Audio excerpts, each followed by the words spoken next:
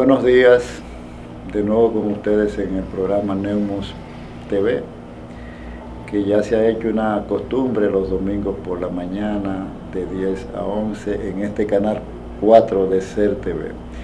Muchos colegas míos me dicen que el programa les encanta, les gusta mucho, porque no es un programa que, aunque es para el público general, también a ellos les es muy útil por lo que se ha venido tratando, sobre todo en los últimos 4 o 5 semanas, en donde hemos reproducido la conferencia sobre función pulmonar que dieron los colegas del Instituto Nacional de Enfermedades Respiratorias de México, el INER.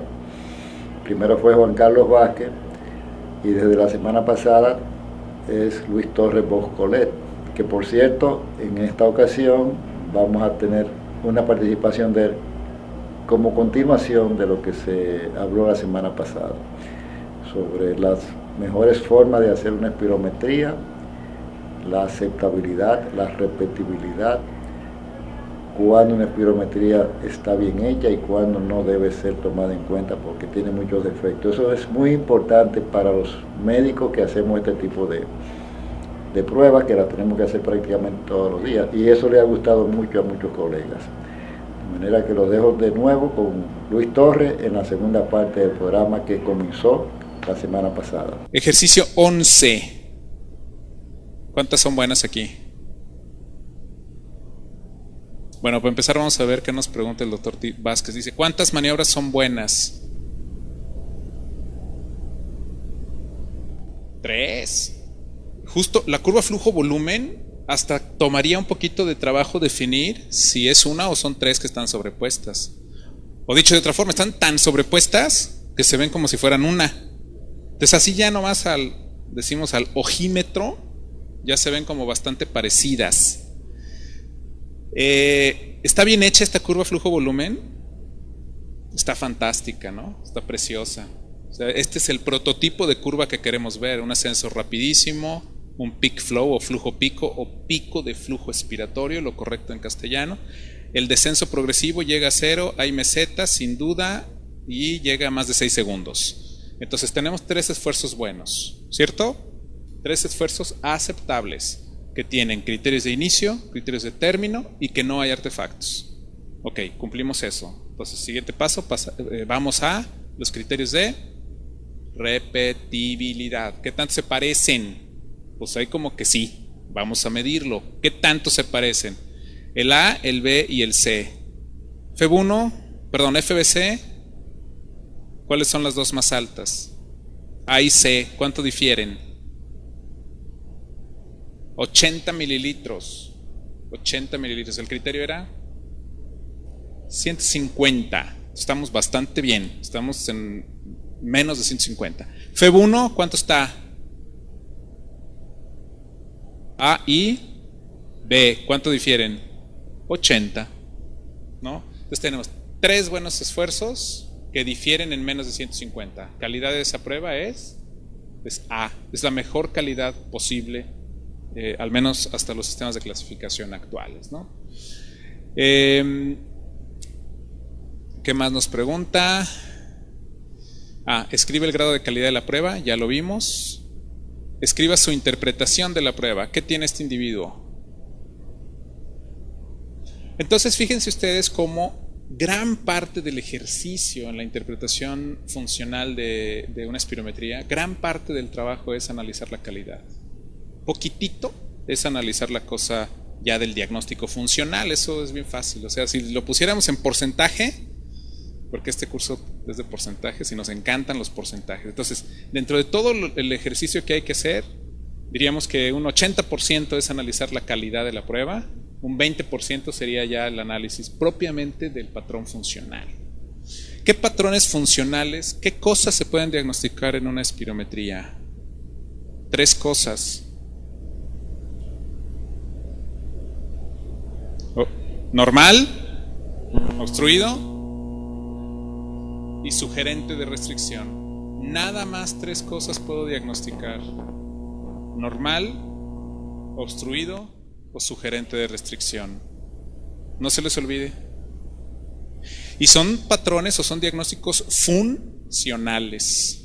Si ese diagnóstico funcional en el nene chiquitito de 7 años que chifla en las noches y que los papás fuman enfrente de él, pues se llamará asma. Pero el patrón obstructivo en el otro señor que fumó quién sé qué tantos años, pues será EPOC. Entonces, es el mismo patrón funcional obstruido, pero el escenario clínico es lo que le va a poner el diagnóstico nosológico. Pues los diagnósticos nosológicos es una facultad del médico, es una propiedad del médico, no de la espirometría. La espirometría nos va a dar un diagnóstico funcional, ¿de acuerdo? Ok, entonces en ese contexto de poder diagnosticar uno de estas 3 cosas que podemos diagnosticar en la espirometría, ¿qué tiene este individuo? ¿Cuál es el primer parámetro que tenemos que evaluar en la espirometría?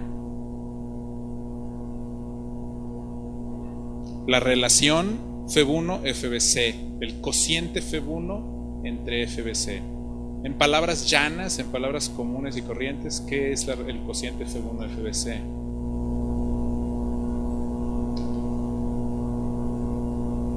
Ándenle, ¿ya ven? ¿Qué porcentaje de la capacidad vital pude yo sacar en el primer segundo? ¿Qué porcentaje de la capacidad vital pude sacar yo en el primer segundo? Eso es lo que quiere decir. ¿Cuál va a ser el máximo? 100, ¿cierto? O sea que en el primer segundo saqué todo lo que cabía. Ese es el máximo, el individuo en las peores condiciones. Por eso es que no puede haber cocientes de más de 1, ¿cierto? Cuando se expresa en fracción, pues es 1, no puede haber 1.1, 1.2 ni nada de eso. Porque ¿qué implicaría? Si tuviera un cociente FeB1 o FBC de 1.1, ¿qué implicaría?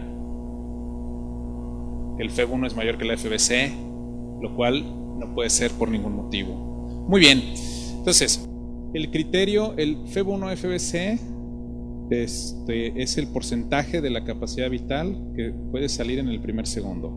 Si el tubo está cerrado, ¿qué va a pasar? Sale poco. En el primer segundo sale poquito, 50%. O sea, es que el tubito está así. Es como mi auto, si le pasa algo en el neumático y es una cosa pequeñita, ¿cuánto se tarda en desinflarse? Llego yo, lo estaciono y hasta la mañana siguiente dije, y ya está esta cosa inservible. Muy lento.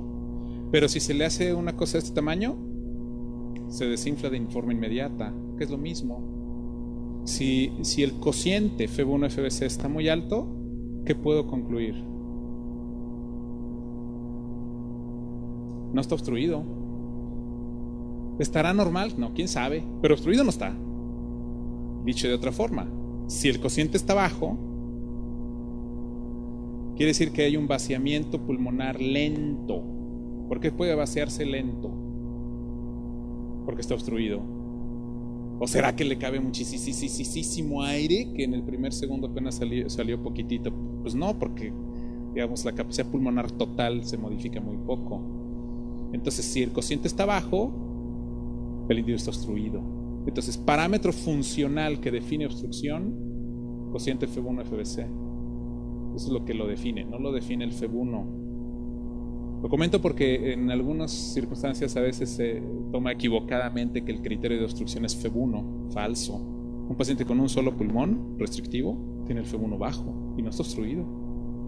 Lo que da el proceso obstructivo es la relación que tiene lo que sale en un segundo con todo lo que cabe. ¿Cierto? Muy bien. Entonces, ese cociente FeB1-FBC, ¿cómo está aquí en este individuo? 41 años, 77%. ¿Está bien o está mal? ¿Cuánto es lo normal? No. ¿Qué dice Gold? Gold dice 70. ¿De acuerdo? ¿Qué dice Gold? 70. ¿Y qué dicen los neumólogos? Depende de la edad. Yo lo digo un poquito de burla y luego me andan queriendo crucificar, ¿no? Pero yo lo que les digo es, los aficionados dicen 70%, los de Gold. Ustedes, profesionales de la medicina respiratoria, deben de decir abajo del límite inferior normal. ¿Cierto? Muy bien. Entonces, este paciente de 41 años que tiene un cociente F1 FBC de 77, ¿el cociente está bien? ¿Está bien? Entonces, lo que podemos concluir con ese cociente es que el individuo no está obstruido. Perfecto, no está obstruido. Oiga, pero pues ahí hay dos posibilidades, ¿no? Como el chiste, ahí quedan dos posibilidades. O es normal o sugiere restricción. ¿Quién nos va a dar respuesta a esa pregunta? La FBC. La FBC. ¿Cómo está la FBC? Arriba de 80% del predicho. Entonces la espirometría es normal. Dos parámetros para definir que era normal: cociente F1 FBC y FBC. ¿Alguna pregunta de esto? ¿Sí? ¿Sí?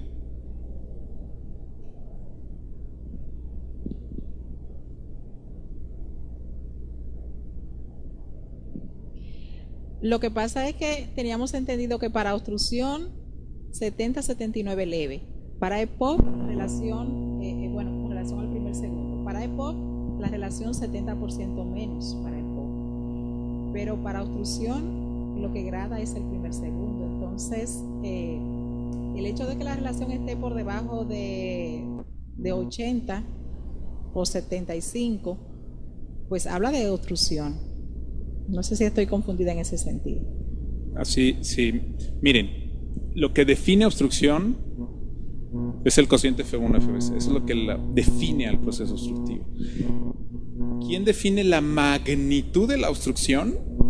El F1. Pero simplemente obstrucción sí o no es el cociente F1 FBC. Sí o no. ¿Qué tanto? Entonces ahí vamos a ver el F1. Lo vamos a ver ahorita en una diapositiva más adelante. Ahora, el punto aquí es ¿qué punto de corte de cociente F1 FBC voy a llamar yo que un individuo está obstruido o no está obstruido? Ese es el asunto. Gold, en aras de hacerlo sencillo, dice, miren, no se preocupen, para todos 70%.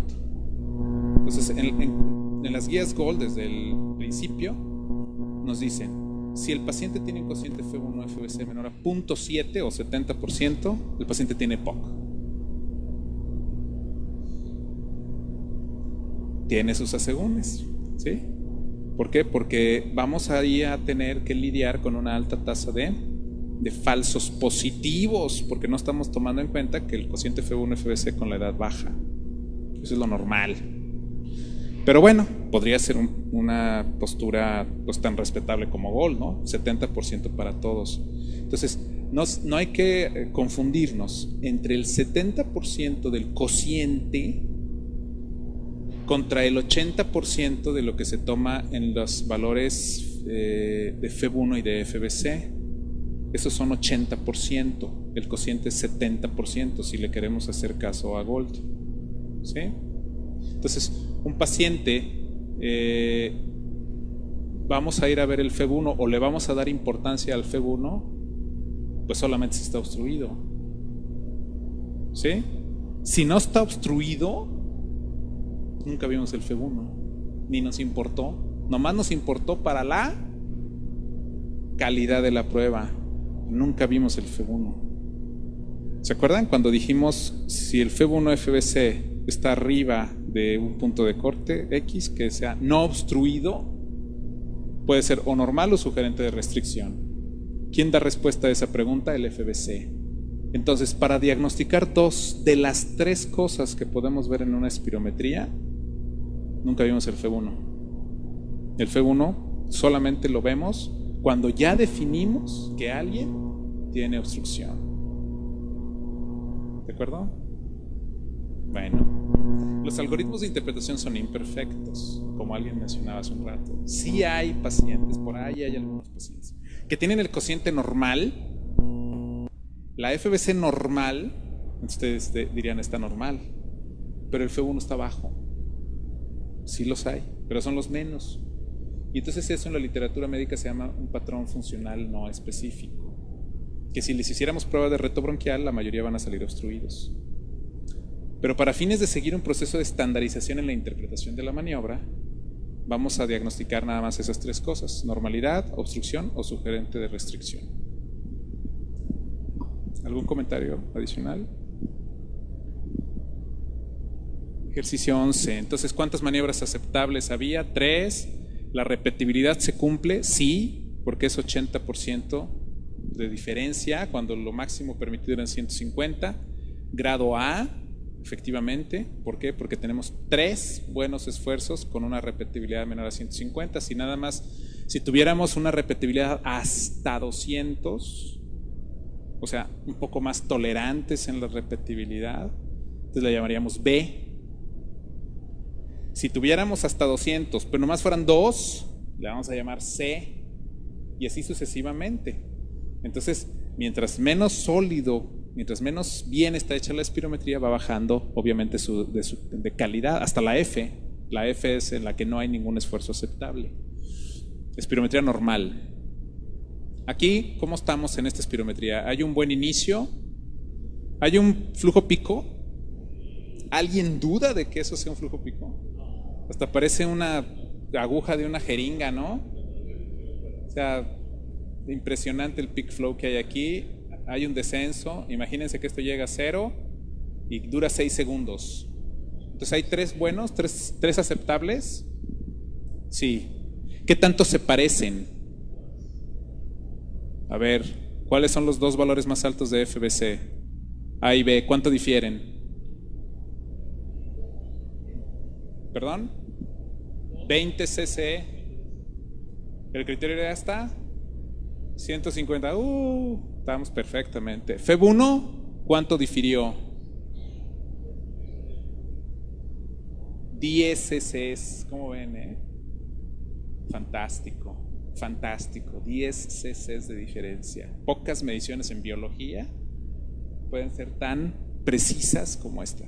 Muy bien. ¿Qué tiene el individuo? Obstrucción. Porque lo primero que vieron, ¿qué fue? El cociente FEB1 FBC. ¿Cuánto está? 30 y qué? 38.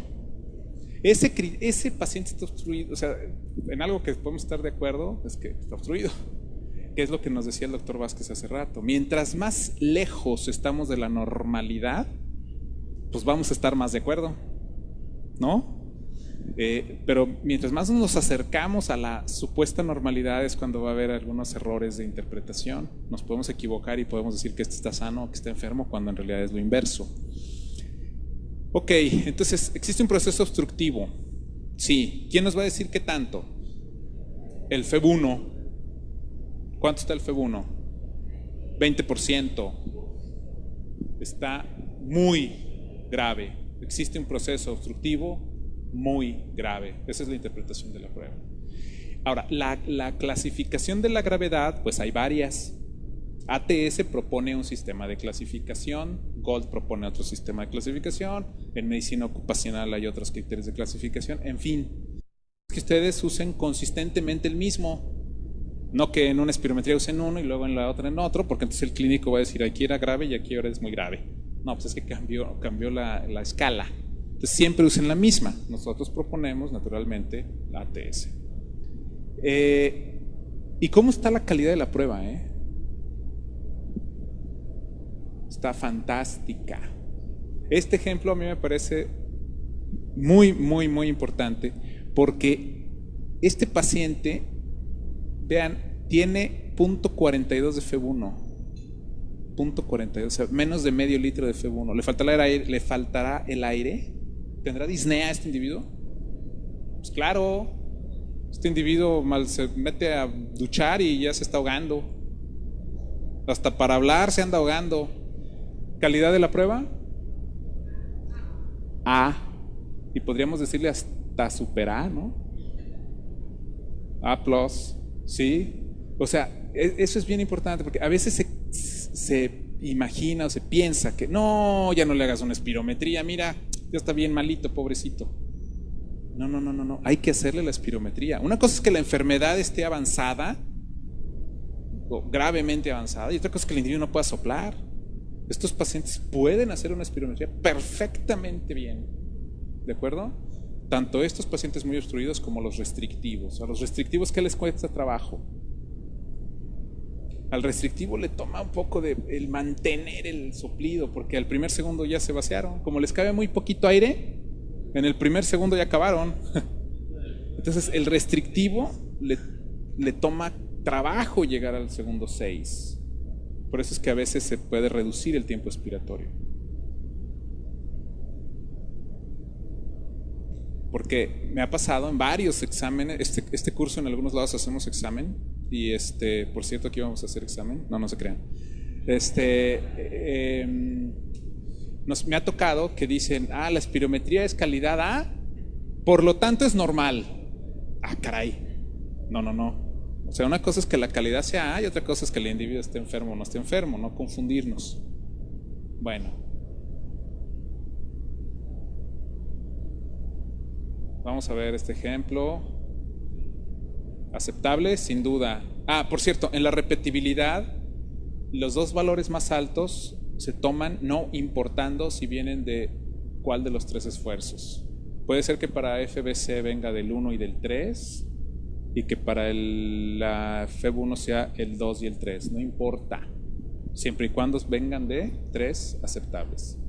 Muy bien, entonces en este ejemplo, vean ustedes la repetibilidad cómo está. Está en 20%, y en FEB1 está en 20%, en 20 mililitros, ¿de acuerdo? Entonces la prueba es calidad A.